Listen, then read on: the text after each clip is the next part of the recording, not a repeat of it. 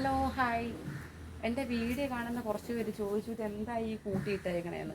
ഞങ്ങളുടെ ഈ വീടിനകത്ത് കുറച്ച് ഇച്ചിരി വൃത്തികേടായിട്ടുള്ള പോർഷൻ ഇത് മാത്രമാണ്. കാരണം ഒന്ന് വിറകുകളൊക്കെ വാരി കൂട്ടിയിടും, രണ്ട് പിന്നെ കുട്ടികളുടെ ഞാൻ ഈ കുട്ടികളെന്ന് പറയില്ല കേട്ടോ, പട്ടികളെന്നേ പറയുള്ളൂ. കാരണം ഞാൻ ഒരു വീഡിയോയിൽ ഞാൻ ഞങ്ങളുടെ കുട്ടികളെ കെട്ടിയിടാറില്ല എന്ന് പറഞ്ഞപ്പം ഒരു ചേച്ചി കമൻറ്റ് ചെയ്തു, ഞങ്ങളെ കുട്ടികളെ കെട്ടിയിടാറില്ല, പട്ടികളെ കെട്ടിയിടാറുണ്ടെന്ന് പറഞ്ഞു.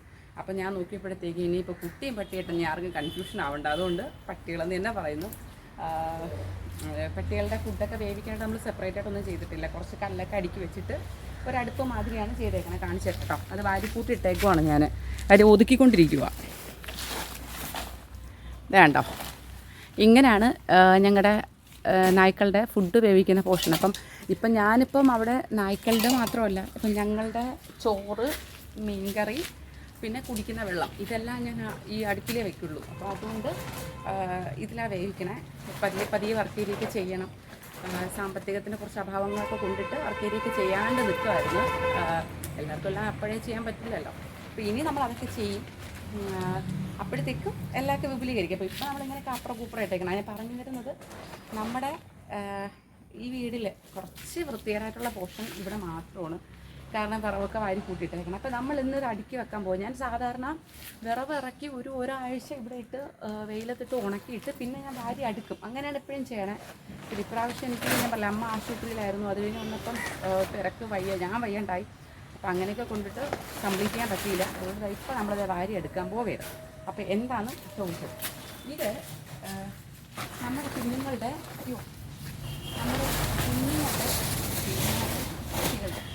പട്ടികൾക്ക് വേണ്ടിയിട്ട് ആഹാരം മേടിക്കാനായിട്ട് ഞങ്ങൾ പൈസ കൂടെ കിടക്കുന്ന കുറവാണ്. അപ്പോൾ നമ്മളിപ്പോൾ വഴയിലൊരു മില്ലിൽ പോയി നമ്മൾ ഈ വിറവ് ഇറക്കിയിട്ട് ഇത് വെച്ചിട്ടാണ് നമ്മൾ അവരുടെ ഫുഡ് വേവിക്കുന്നത്. അല്ലാണ്ട് നമുക്ക് ഇതിനകത്ത് വിറവുണ്ട്. പണ്ട് ഈ ശോഭനാമ്മയ്ക്ക് പാചകമൊക്കെ ചെയ്തിരുന്ന സമയത്ത് ഇതിനകത്തുള്ള വിറവിലാണ് എല്ലാം ചെയ്തുകൊണ്ടിരുന്നത്. അല്ലേ, മകളിൽ നിന്ന് വിറവെടുക്കുമോ? ഇല്ലല്ല. ഇവിടുന്ന് നിറയെ തെങ്ങുണ്ടായിരുന്നു കേട്ടോ. ഞങ്ങൾ വീട് വയ്ക്കാനായി എനിക്ക് തോന്നുന്നു 6-7 തെങ്ങ് മുറിച്ചു. പിന്നെ ഫ്രണ്ടിൽ 2-3 തെങ്ങുണ്ടായിരുന്നു, അതൊക്കെ മുറിച്ചു. അപ്പം നിറയെ ഓലയും ചൂട്ടും കിട്ടും, കൊതുമ്പ് ക്ലാഞ്ഞിലൊക്കെ കിട്ടിയിട്ട് അമ്മ അതൊക്കെ വെച്ചിട്ടാണ് ചായയും ചോറൊക്കെ, അല്ലേ പറഞ്ഞോട്, ചായയും ചോറ് എന്തൊക്കെ ചെയ്യുമായിരുന്നു അതൊക്കെ വെച്ച്? പിന്നെ തേയില ഇടുമായിരുന്നു. ഒരു ഇത്ര വലിയൊരു കലം ഉണ്ടായിരുന്നു. ആ കലം നിറച്ച് തേയിലയിട്ട് വെച്ചിട്ട് കുടിച്ചുകൊണ്ടിരിക്കും, അല്ലേ പറഞ്ഞോട്. ചുമ്മാ രാവിലെ തൊട്ട് വൈകുന്നേരം വരെ തേയിലിട്ട് കുടിച്ചുകൊണ്ടിരിക്കും. അപ്പോൾ അതിനൊക്കെ ഉപയോഗിച്ചുകൊണ്ടിരുന്നത് ഇതിനകത്ത് തന്നെ വിറവായിരുന്നു. നിറയെ മരങ്ങളുണ്ടായിരുന്നു, കുറേ മരം ഞങ്ങൾ മുറിച്ച്. അപ്പം അങ്ങനെ, അപ്പോൾ അതൊക്കെ ഇതിനകത്ത് നിന്ന് തന്നെ അമ്മയ്ക്ക് കിട്ടുമായിരുന്നു. ഇപ്പം പിന്നെ നമുക്കത് അതിനുള്ള മരങ്ങളില്ല, വിറവും ചൂട്ടും മാത്രമേ, കൊതുമ്പും ചൂട്ടൊക്കെ ഉള്ളൂ. അത് ഞാൻ പൊങ്കാലയ്ക്കൊക്കെ ഉപയോഗിക്കും. പിന്നെ ഇതിനൊക്കെ വേണ്ടിയിട്ട് നമ്മളിപ്പം വിറവ് പൈസ കൊടുത്ത് വാങ്ങും. അപ്പോൾ ഇനി ഇതിനെല്ലാം അടുക്കി കയറ്റാലാണ് പതിവ്. അവിടെ അടുക്കി കയറ്റുമ്പോഴത്തേക്ക് ഇവിടെ നല്ല വൃത്തിയാവും. എപ്പോഴും അങ്ങനെ തന്നെയാണ്. ആദ്യത്തെ കുറച്ച് ദിവസം ഇച്ചിരി വൃത്തികളായി കിടക്കും, പിന്നെ ഞങ്ങൾ അടുക്കി പറക്കി വൃത്തിയാക്കും. തടി അത് ലാസ്റ്റ് എടുക്കാം. വീടുകളിൽ തടി ലാസ്റ്റ് മാറ്റും.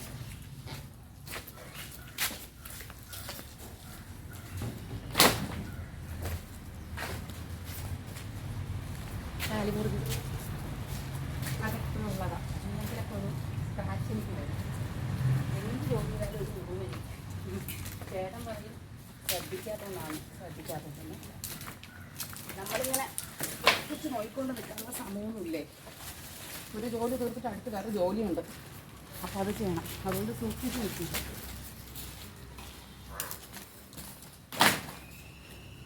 പക്ഷെ അമ്മ അങ്ങനെയല്ല കേട്ടോ, അതേ ശോഭന. ഒരു വിറവെടുത്താൽ കയ്യിൽ കൊള്ളാത്ത രീതിയിൽ എടുക്കും.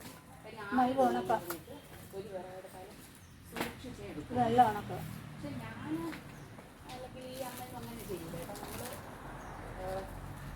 നമ്മൾ ഒരു കമ്പ് ഇത് എടുക്കുള്ളൂ. കാര്യം നോവരുത്.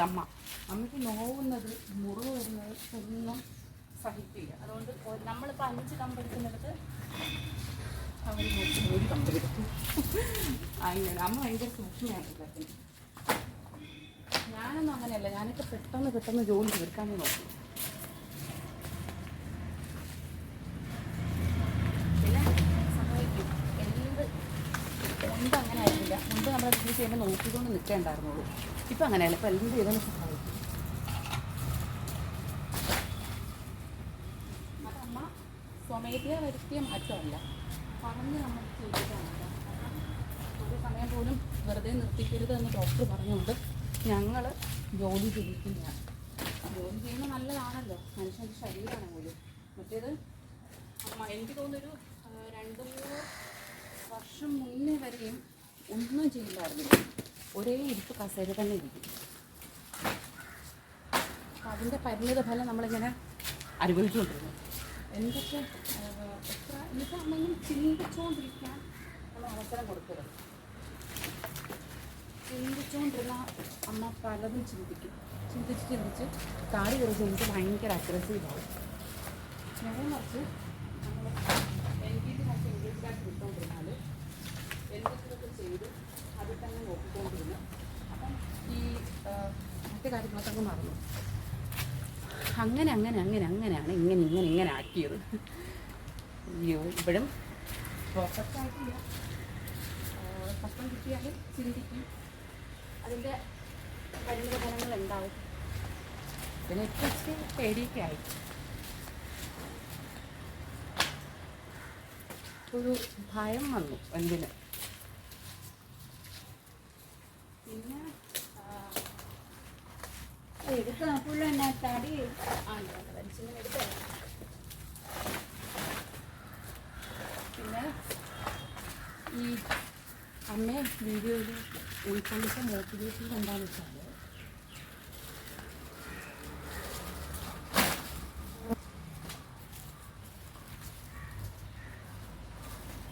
നിങ്ങളിൽ എത്ര പേര് കമൻറ്റ് ചെയ്തേക്കണം കേട്ടോ, ഇങ്ങനെ ഡിസേബിൾഡ് ആയിട്ടുള്ളൊരു പേഴ്സണെ പബ്ലിക് പ്ലേസിൽ കണ്ടിട്ടുണ്ട്?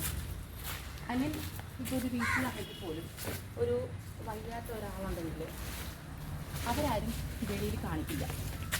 ഒന്ന്, കുറച്ചൊക്കെ നാണക്കേടുണ്ടാവും, വെളിയിൽ കാണിക്കാനുള്ളത് നാണക്കേടൊക്കെ ഉണ്ടാവും. 2, ആൾക്കാരെന്ത് ചിന്തിക്കുമെന്നുള്ളത്. പിന്നെ ഈ പറഞ്ഞ പോലെ ഇവരുടെയൊക്കെ ബിഹേവിയർ ഇവരിൽ നമ്മൾ വിചാരിച്ചിട്ടില്ലല്ലോ ഒരു പബ്ലിക് പ്ലാറ്റ്ഫോമിൽ പ്രസൻറ്റ് ചെയ്യുന്നത്. അപ്പോൾ ഇതിനൊക്കെ കുറേ കാര്യങ്ങളുണ്ടായിരിക്കാം എനിക്ക് തോന്നുന്നു. പിന്നെ മോസ്റ്റ്ലി ഇങ്ങനെയുള്ള ഒരാളെ വെളിയിൽ കാണിക്കാനുള്ളവർക്ക് നാണക്കേട് തന്നെയാണ്. നാണക്കേട് അല്ലെങ്കിൽ കുറച്ചിൽ. ഇപ്പം എൻ്റെ വീട്ടിൽ ഇങ്ങനെ ഒരാളുണ്ട് എന്നുള്ള ഒരു കുറച്ചിലൊക്കെ ആയിരിക്കും. എനിക്കറിയില്ല, ഞാൻ മനസ്സിലാക്കിയതാണ് പറഞ്ഞത് കേട്ടോ. ഇനി ഇതെങ്ങനെ അല്ലെങ്കിൽ ആരും ദേഷ്യപ്പെടരുത്. അപ്പം ഞാൻ വിചാരിച്ചതെന്ന് വെച്ചാൽ, നമ്മുടെ വീട്ടിൽ ഇങ്ങനെ ഒരാളുണ്ട്, ആ ഒരാളെ പുറത്ത് കാണിച്ച് എല്ലാവരും ശ്രദ്ധിച്ചാൽ, നിങ്ങളുടെ വീട്ടിൽ ഇങ്ങനെ ഒരാളുണ്ടെങ്കിൽ, അല്ലെങ്കിൽ ഇപ്പം തന്നെ നമ്മുടെ കമൻസ് മുഴുവൻ ഒരുപാട് പേരുടെ കമൻസ്, മോസ്റ്റ് പേഴ്സൺസിൻ്റെ കമൻസ് എന്ന് പറഞ്ഞാൽ നമുക്ക് ഇങ്ങനെ അനുഭവം ഉണ്ട്, ഞങ്ങളുടെ വീട്ടിൽ ഇങ്ങനെ നോക്കിയിട്ടുണ്ട്, എൻ്റെ അമ്മ ഇങ്ങനെയായിരുന്നു, അല്ലെങ്കിൽ എൻ്റെ അപ്പൂപ്പ ഇങ്ങനെയായിരുന്നു, അപ്പോൾ ഇങ്ങനെയൊക്കെ കമൻസ് വരുന്നുണ്ട്. പക്ഷേ ഇത്രയും നാളും നിങ്ങൾക്കാണെങ്കിൽ പോലും ഇത് പറയാനുള്ളൊരു പ്ലാറ്റ്ഫോം കിട്ടിയിട്ടില്ല. ഒരു മെൻ്റൽ പേഴ്സണെ എങ്ങനെ മാറ്റിയെടുക്കാം, അല്ലെങ്കിൽ ഒരു ഇങ്ങനെ ഡിസേബിലിറ്റി ഉള്ള ഒരാളെ എങ്ങനെ നമുക്ക് മറ്റ് കാര്യങ്ങൾ എൻഗേജ്ഡ് ആക്കാം, അങ്ങനെ തുടങ്ങി കുറേ കാര്യങ്ങൾ നിങ്ങളിലോട്ട് എത്തിക്കണമെന്ന് എനിക്ക് തോന്നി. അങ്ങനെയാണ് ഞാൻ ഈ അമ്മയെ ഈ വീഡിയോയിൽ ആദ്യമൊന്നും എനിക്ക് ഇൻക്ലൂഡ് ചെയ്തിട്ട് താല്പര്യമായിട്ടായിരുന്നില്ല. നിങ്ങൾക്കറിയാം, ഞാൻ എൻ്റെ പട്ടികളെ വെച്ചിട്ട് ആ വീഡിയോ തുടങ്ങിയത്.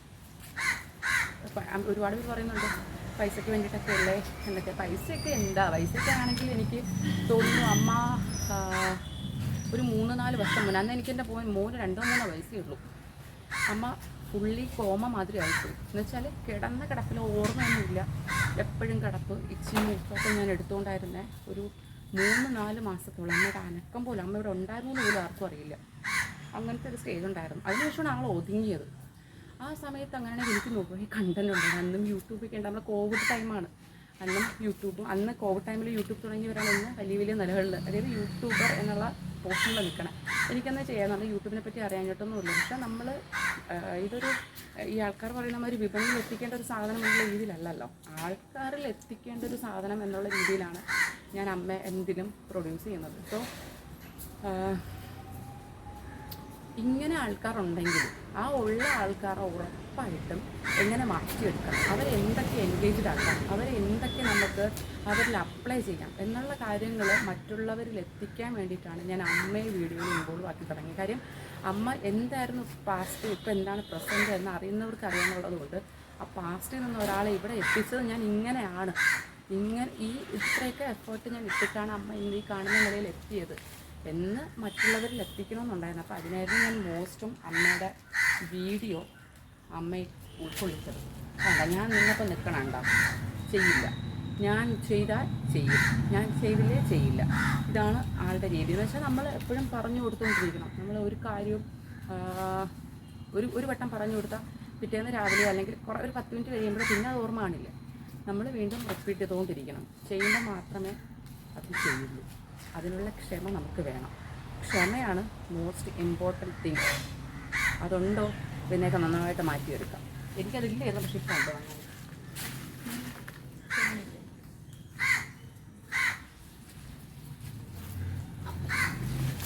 പിന്നെ വഴക്ക് പറയാറുണ്ടോ? വഴക്ക് പറയും. ദേഷ്യപ്പെടാറുണ്ടോ? ദേഷ്യപ്പെടും. കാരണം സ്നേഹം കൊണ്ട് മാറ്റിയെടുക്കാൻ പറ്റുന്ന പോഷനുണ്ട്. ചിലപ്പോൾ നമ്മൾ ദേഷ്യപ്പെട്ടാൽ മാത്രം ചെയ്യുന്ന കാര്യങ്ങളുണ്ട്. ഉദാഹരണം പല്ല് തേക്കാനോ അല്ലെങ്കിൽ കുളിക്കാനോ അല്ലെങ്കിൽ തുണി കൊടുക്കണം. ഇതൊന്നും അമ്മയോട് സുഹൃത്തോടെ അമ്മ ശ്രദ്ധിച്ചിട്ട് അമ്മ ചെയ്യില്ല. എൻ്റെ വലിയക്കകത്ത് എന്നിങ്ങനെ കൊടുക്കണം, തോന്നില്ല കൊടുക്കണം. അങ്ങനെ ചെയ്യുമ്പോൾ നമ്മുടെ സ്നേഹത്തോടെ പല്ലിക്കമ്മ എന്ന് പറഞ്ഞ കാര്യം കുറച്ച് കഴിഞ്ഞിട്ട് ചെയ്യാമോ? നേരം വെളുത്തേലേ ഉള്ളൂ, സമയം കൊല്ലുന്നത്. അപ്പം അതുകൊണ്ട് അങ്ങനെ കുറച്ച് കാര്യങ്ങളുണ്ട്. അപ്പോൾ അവിടെ നമ്മൾ ദേഷ്യം തന്നെ കാണിക്കണം. ദേഷ്യം കാണിച്ചിട്ട് കാര്യമുള്ളൂ. സ്നേഹം എടുക്കുന്നിടത്ത് സ്നേഹം കൊടുക്കണം, ദേഷ്യം എടുക്കുന്നിടത്ത് ദേഷ്യം കൊടുക്കണം. പിന്നെ ഒരു ചെറിയ കഴിക്കാനും കൊടുക്കാനുള്ള പറയാനും ഒരു മനസ്സിൽ നമ്മുടെ കുഞ്ഞുങ്ങളോട് എങ്ങനെയാണ് സെയിം. ഇതെൻ്റെ നന്ദപ്പനോടും കുഞ്ഞിനോടും എങ്ങനെയാണോ നമ്മൾ പറയുന്നത് അതുപോലെ നമ്മളതിനോട് പറയും.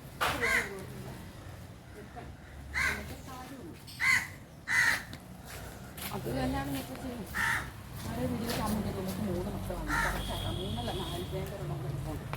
ഇതാരും കിട്ടും. ഇതിപ്പോൾ എങ്ങനെയാണെങ്കിലും ചില കാര്യങ്ങൾ പിന്നെ നമ്മൾ ജോലി പ്രായമായി കഴിഞ്ഞാൽ എല്ലാം ഇങ്ങനെയൊക്കെ തന്നെ ആണല്ലോ, അല്ലേ? പ്രായമായി കഴിഞ്ഞാൽ ഇങ്ങനെയാണല്ലോ, നമ്മളും ഇങ്ങനെയൊക്കെ ആയിരിക്കും.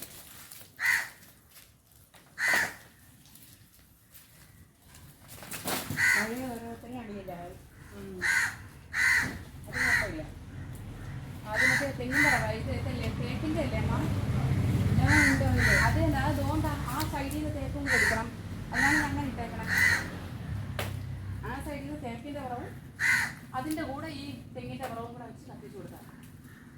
വേണ്ട, തേക്കിൻ്റെ കുറവ് കൂടെ ഉണ്ട്. അതുകൊണ്ടാണ് ഞാനിപ്പോൾ അടുക്കരുത്, ഇങ്ങോട്ട് മാത്രം അടുക്കാൻ പറഞ്ഞു. അതിന് ബാക്കി അകത്തുണ്ട്. അങ്ങനെ വെച്ചാൽ അമ്മ എടുത്താൽ പൊങ്ങണ വിറവെടുക്കമ്മ. കൊണ്ട് എടുത്ത് കഴിഞ്ഞിപ്പോൾ എന്തായാലും കണ്ട കൊണ്ട് പറഞ്ഞു കഴിഞ്ഞാൽ ഇട്ട് കളയും. പിന്നെ ഇവിടെ എന്തുവാ ഇങ്ങനെ ജോലി ചെയ്യുമ്പോഴത്തേക്ക് നിങ്ങളോട് സംസാരിക്കുമ്പോഴാകുമ്പോൾ നമ്മുടെ ജോലിയും തീരും. നിങ്ങൾക്കറിയേണ്ട അത്യാവശ്യ കാര്യങ്ങൾ അറിയാനും പറ്റില്ല.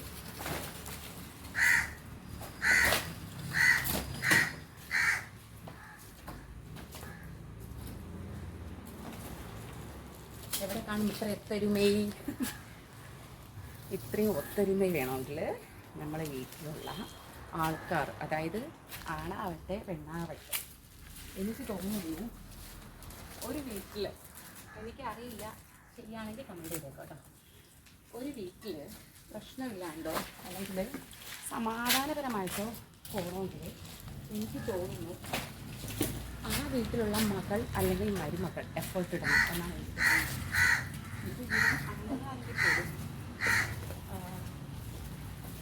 അമ്മയോട് അല്ലെങ്കിൽ ഭാര്യയോട് അല്ലെങ്കിൽ സഹോദരിയോട് 3 പേരോട് 3 ഇഷ്ടമാണ് എന്ന് മനസ്സിലാക്കാൻ നമ്മൾ വീട്ടിൽ വന്നു കഴിഞ്ഞ പെണ്ണുങ്ങൾ മനസ്സിലാക്കിയാൽ അതിന് പകുതി പ്രശ്നം തീരുമെന്നാണ് എനിക്ക് തോന്നുന്നത്. എനിക്കറിയില്ല. എന്ന മാതിരി തന്നെ അമ്മാവിമാരും അല്ലെങ്കിൽ അമ്മമാരും, എൻ്റെ മകനും മകൾ മാറി ഇപ്പോൾ അവനൊരു ഭർത്താവും കൂടെയാണ്, അവന് കുട്ടികളൊക്കെ ഉണ്ട് എന്ന് അമ്മാവിമാരും കൂടെ ചിന്തിച്ചാൽ പകുതി പ്രശ്നം മാറും എന്നാണ് എനിക്ക് തോന്നുന്നത് കേട്ടോ. ഇത് പറയാൻ കാര്യം എന്താണെന്ന് വെച്ചാൽ, എനിക്ക് ഒരു കമൻറ്റ് വന്നിരുന്നു. അമ്മയുടെ പേരൊന്നും ഞാൻ പറഞ്ഞു കേട്ടോ, കാര്യം ഇത് പറയരുതെന്ന് പറഞ്ഞു. കമൻ്റല്ല, മെസ്സേജ് മെസ്സേജ് ഇങ്ങനെ ആയിരുന്നു, ഞാൻ മറന്നുപോയി. പക്ഷെ അതിനകത്ത് മോളെ ഈ അമ്മയെ വയ്യാത്താണ് നോക്കുന്നത് വലിയ കാര്യമാണ്. അപ്പം അതുപോലെ തന്നെ എന്നെ എൻ്റെ മോളും ഒരു മോള് നോക്കുന്നില്ല എന്നൊക്കെ പറഞ്ഞിട്ട് വലിയൊരു കാര്യം. അപ്പോൾ ഒരു എന്താണ് ഇവിടുന്ന് നല്ല വേറെ ദൂരം എവിടെയാണ് സ്ഥലമെന്ന് എനിക്കറിയില്ല. ഒരു മെസ്സേജാണ്. അപ്പോൾ പേഴ്സണലി ഒരുപാട് മെസ്സേജ് വരുന്നുണ്ട് കേട്ടോ ഫേസ്ബുക്കിൽ, ഇൻസ്റ്റയിൽ വരുന്നുണ്ട്. കാണുമല്ലോ വീഡിയോസ് കാണുമ്പോൾ ആൾക്കാർ മെസ്സേജ് ആയി. അപ്പോൾ അങ്ങനെ കണ്ടതാണ്.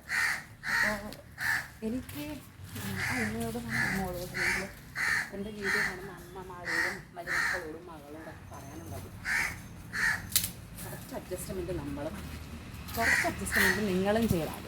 അതായത് അഡ്ജസ്റ്റ്മെൻറ്റിൻ്റെ ഉത്തമ ഉദാഹരണമാണ് നിൽക്കണം. അപ്പം ഞാൻ ഈ പറഞ്ഞ രീതിയിലുള്ളൊരു പേഴ്സണാലിറ്റി ക്ഷമയുമില്ല, ബാക്കിയൊക്കെയുള്ള ദേഷ്യമൊക്കെ ഉള്ള ഒരാളാരും എങ്കിലും എനിക്ക് ദേഷ്യമൊക്കെ ഇല്ല എന്ന് പറഞ്ഞില്ല. ദേഷ്യമൊക്കെ നന്നായിട്ട് തീർക്കും, എല്ലാവർക്കും അറിയാം. പിള്ളേരോടൊക്കെ നല്ല ഉറക്കത്തന്നെയാണ് സംസാരിക്കുന്നതൊക്കെ അങ്ങനെയല്ല. പക്ഷേ അമ്മയോടാണെങ്കിൽ ദേഷ്യപ്പെടും, എന്നോട് രണ്ടുപേരോടും ദേഷ്യപ്പെടും, ചേട്ടനോട് ദേഷ്യപ്പെടും. പക്ഷെ അങ്ങനെയല്ല, നമ്മൾ രണ്ട് കൂട്ടരും അഡ്ജസ്റ്റ് ചെയ്യണം. പറഞ്ഞല്ലോ, കല്യാണം വരെ എൻ്റെ മോൻ തന്നെയാണ്.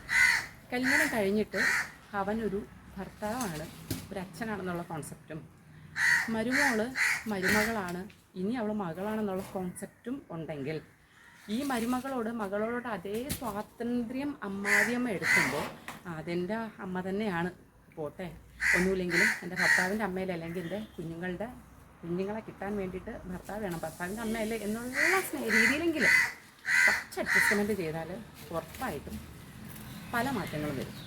ഇതെൻ്റെ അനുഭവമാണ്. കാരണം എനിക്ക് കിട്ടുന്ന പല സൗഭാഗ്യങ്ങളും ഞാൻ ഇന്ന് അനുഭവിക്കുന്ന പലതിൻ്റെയും ഒറ്റ റീസൺ എന്ന് പറഞ്ഞാൽ ഭർത്താവാണ്. പുള്ളി എനിക്ക് തരുന്ന ഫുൾ സപ്പോർട്ടാണ്. എനിക്ക് എന്തും ഒന്നിനും നോ പറയാറില്ല. ചില കാര്യങ്ങൾക്ക് നോ പറയും, അത് ശരിയല്ല എന്നുള്ള കാര്യങ്ങൾക്ക് മാത്രമാണ് ഞാൻ അങ്ങ് ചെയ്യാറുമില്ല. അപ്പോൾ ഞാൻ ആളെ മനസ്സിലാക്കി കഴിഞ്ഞാൽ പല കാര്യങ്ങൾ ചെയ്യാറില്ല. കാരണം ആൾ നോ പറയുന്നത് എനിക്കറിയാം. അപ്പോൾ അങ്ങനെയുള്ളപ്പോൾ ആൾ തരുന്ന ആ സ്വാതന്ത്ര്യം ഞാൻ അനുഭവിക്കണമെങ്കിൽ, അല്ലെങ്കിൽ എൻ്റെ കുട്ടികൾക്ക് സ്വാതന്ത്ര്യവും ഫ്രീഡമൊക്കെ അനുഭവിക്കണമെങ്കിൽ ഉറപ്പായിട്ടും അമ്മ വേണം. അമ്മ ഉള്ളതുകൊണ്ടാണ്. ഇപ്പം ഇങ്ങനെയാണെങ്കിൽ ഇപ്പോൾ ഇങ്ങനെയുള്ള ഒരാൾക്ക് ഒരു കുഞ്ഞ് ജനിക്കുക എന്നുള്ള ഭയങ്കര അത്ഭുതമാണ്. അങ്ങനെയുള്ള അത്ഭുതത്തിൽ നിന്ന് ഒരു കുഞ്ഞ് ജനിച്ചു. ആ കുഞ്ഞ് എന്ന് ഈ കാണുന്ന നിറയെ ഒരു ഭാര്യയുണ്ട്, ഭാര്യയും മക്കളും ഉണ്ട്. കുഞ്ഞുപോലെ നിങ്ങളെ നോക്കുന്നുണ്ടെങ്കിൽ ഉറപ്പായിട്ടും അതിൻ്റെ കാരണം അവരല്ലേ. അപ്പം നമ്മൾ എത്ര ദേഷ്യം എത്ര വൈരാഗ്യമൊക്കെ ഉണ്ടെങ്കിലും ആ ഒരു കാര്യം ചിന്തിക്കും, എനിക്ക് അമ്മയോടുള്ള ദേഷ്യം പോകും. ഇതുപോലെ നിങ്ങളും ചിന്തിക്കുക. രണ്ട് കൂട്ടരും, ഒരു കൂട്ടരല്ല രണ്ട് കൂട്ടരും ചിന്തിച്ചാൽ നല്ല മാറ്റം വരും. എനിക്ക് ഇത്രയാണ് പറയാനുള്ളത്. അത് ഒരു ഉമ്മയോടോ അല്ലെങ്കിൽ ഒരു മരുമകളോടോ അല്ല, എല്ലാവരോടും.